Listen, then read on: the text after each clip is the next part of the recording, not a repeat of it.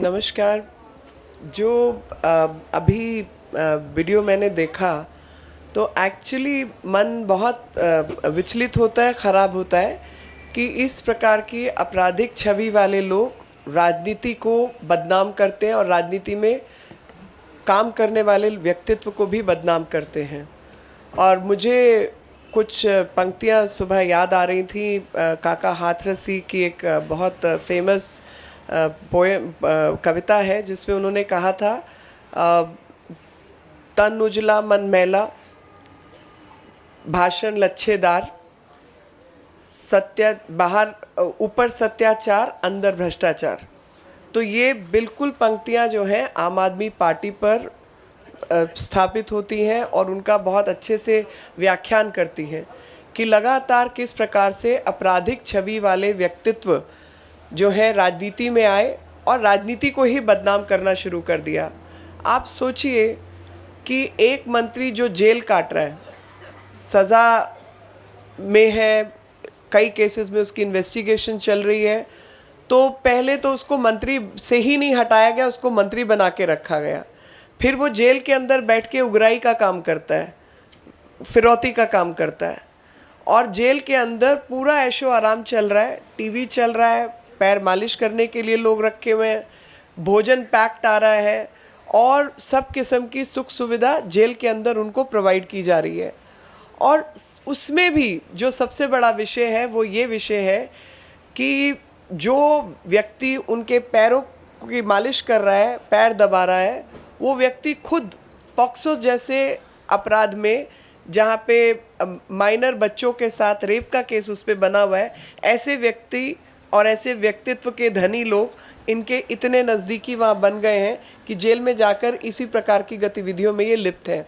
आप बताइए मुझे कि आज क्या जनता इन बातों का मुआयना नहीं करेगी? आज जनता इन बातों को सोचेगी नहीं कि किस प्रकार के भ्रष्टाचारी लोग जो लगातार सबके ऊपर इल्ज़ाम लगाने का काम करते हैं, लगातार समाज में दुष्प्रचार का काम करते हैं, भ्रष्टाचार से लेकर चरित्र की इस प्रकार की हरकतों में, चरित्रहीनता में लिप्त हैं, ये इस पर क्या जनता को विचार करने योग्य नहीं है? तो चाहे वो दिल्ली का चुनाव हो या अन्य प्रदेशों की बात हो, सबसे बड़ी जो बात है वो बात ये है कि एक आम आदमी पार्टी जैसी पार्टी जिसने अपने ज़िम्मे का काम पिछले 7-8 सालों में जब से दिल्ली में है कुछ किया नहीं और लगातार जनता को धोखा देने का काम किया, और जब कोई बात हो दूसरे की तरफ उंगली कर दो। भूल जाते हैं कि जब हम एक उंगली किसी और पे उठाते हैं तो बाकी की 4 उंगली हमारी तरफ ही उठती हैं।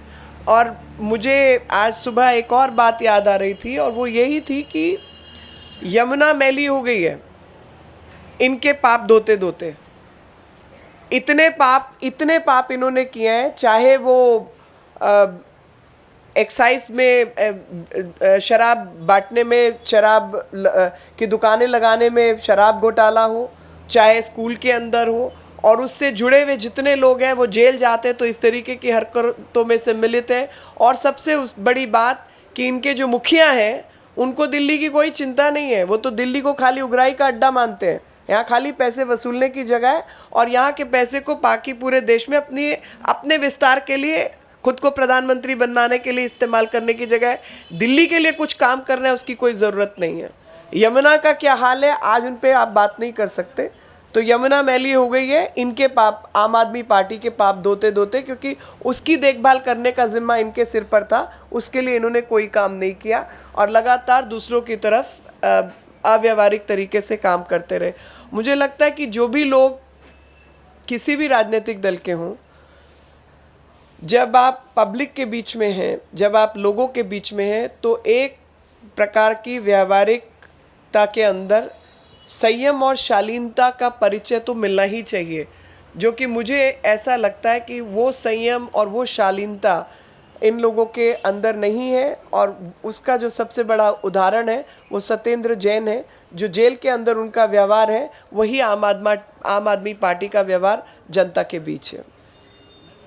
Friends, the video which we are going to show you today and we are going to release it today, you will be surprised and shocked. Actually, I was very dismayed when I looked at it. I was pretty hateful that these are the people who give bad name to politicians and political parties, because general public tends to say, oh, everybody is like this. Now everybody is not like that. There are only exceptional people who are like that, and those exceptional people are people like Satyendra Jain. And the shameless conduct of Aam Aadmi Party, that a person who has been caught, who's inside the jail for certain acts of basically corruption and several other FIRs which are pending, investigation is on.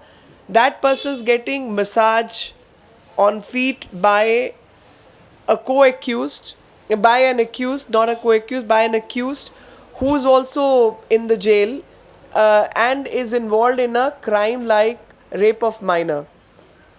That person's, I mean, I wouldn't allow such a person to come close to me. Imagine that person's massaging his feet. And in spite of being involved in so many illegalities and criminal acts, this person continues to be a minister in Aam Aadmi Party's Delhi government. Repeatedly, they have showcased that this kind of bad behavior is what politicians give introduction to the public, that this is the kind of behavior politicians involve in, and bring bad name to political parties and politicians. I want people to take note of this malconduct, this bad behavior, so that people know that these people are only minuscule in number. Most people work very hard and do a lot of work for the public which they represent, even with paucity of resources. And that's the message which people of Delhi and people of the country need to understand. These are people who say something, behave exactly the opposite.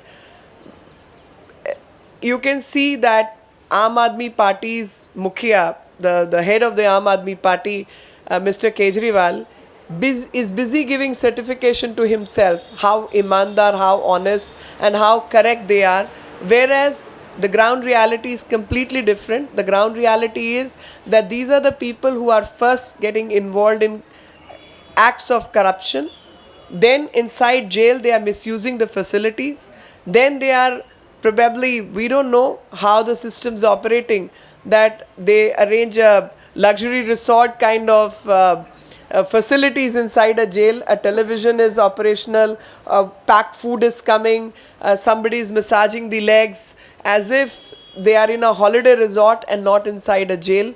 And thus I want people of this country, and especially people of Delhi, to see that this Aam Aadmi Party, which is busy giving certificates of character to others in itself is engaging in characterless actions. So what they speak is absolutely opposite of how they act. There's a lot of difference between speaking and action. इससे पहले मैं कोई सवालों का जवाब लूँ, मैं चाहूँगा कि एक बार पहले आप वो जो वीडियो देख लीजिए, सबके सामने आए जी। पुनीत, हम लोग कुर्सी हटा दें? नहीं है, ऑलरेडी चल रहा है, दोनों जगह दोनों जगह उधर भी आपके तरफ भी वो भी।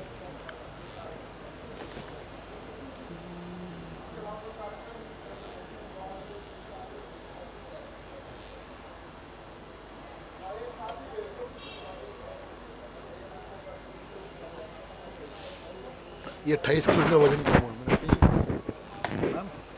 28 किलो वजन कम हुआ है इसका खाने से, ये खाने से। केजरीवाल ने कहा ये फल खा रहे हैं पिछले कई महीनों से, खाना खा रहे हैं, उन्होंने कहा है खाना नहीं मिलता।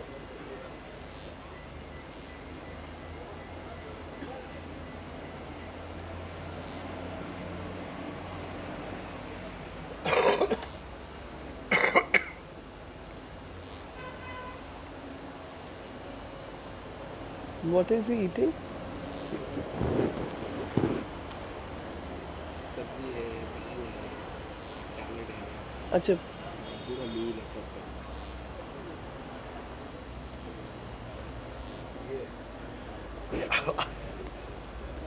क्या बात है।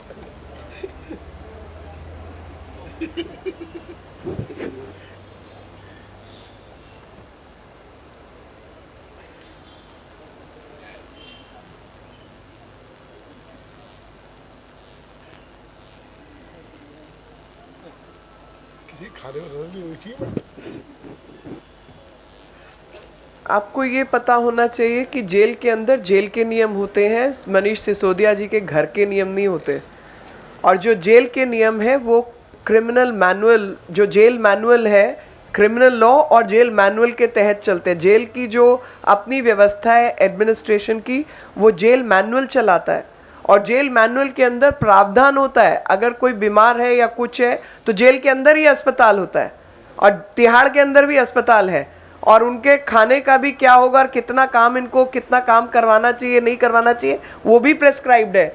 आपने देखा कि बेड किस तरीके से लगा हुआ था, वो तो साफ दिखाई दे रहा है कि ये बेड जेल का बेड नहीं है।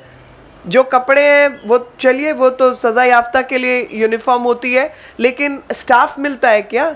ये तो इनका लगता है कि पर्सनल डोमेस्टिक स्टाफ साथ में लगा हुआ है। जेल के अंदर पर्सनल स्टाफ होता है क्या किसी के पास? और वो भी जेल मैनुअल का हिस्सा है। तो पहले तो मेरे को लगता है कि जो सिसोदिया जी हैं वो भी जेल मैनुअल अच्छे से पढ़ लें, क्योंकि वो पता नहीं अगली खातिर किसकी होनी है।